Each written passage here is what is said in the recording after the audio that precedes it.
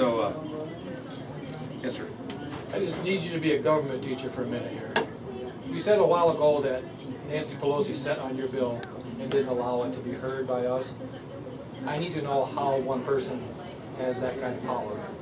And two, I need somebody to explain to me why I get the perception that every single Democrat thinks 180 degrees out from every single Republican.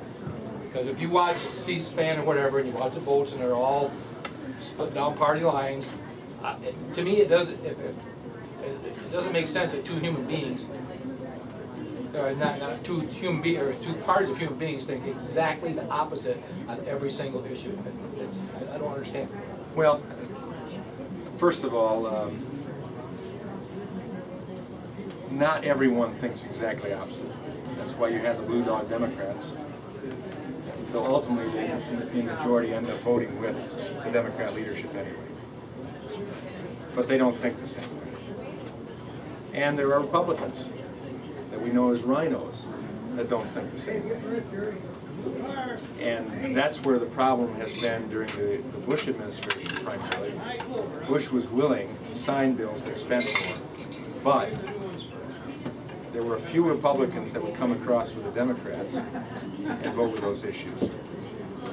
At this point in time in America, I think America is saying, we're not asking you to cross the line. We're not asking you to go over the other side and compromise. We're asking you to draw a line in the sand that you will not cross. And come to that point and no further. Because the freedom of our republic is at stake at that point. So there has to be. And I think as the American public has stood up and said with the Tea Parties and 9/12 groups and others, we're sick of what's going on in Washington that's taking away our freedoms, our opportunity, our incomes. They're asking us to say no. And so it will be stark contrast.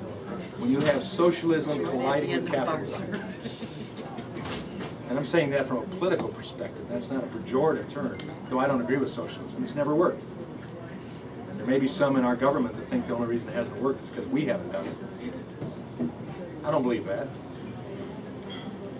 And so there is going to be locking of heads. And I think the American public, that's why I say you've got to stand tough.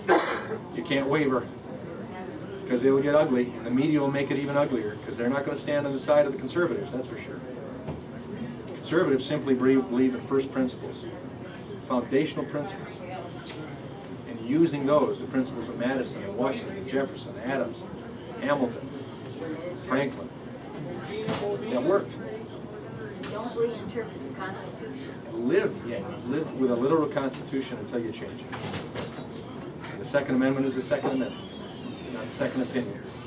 It's constitutional and things like that. So that's why you're seeing it, and I think you're going to see it more now because the people have reacted, and I think you will see, if we hold firm these last 6 weeks, you will see a large influx of true conservative Republicans that really go back to the definition of what republicanism was all about when it was started in Jackson, Michigan, under the oaks at the corner of Franklin and 2nd Street, 2 blocks from my office.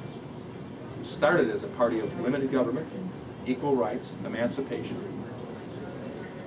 and we walked away from it these last number of years. Now we're coming back. So it'll be a battle. Nancy Pelosi has power because she's the Speaker of the House.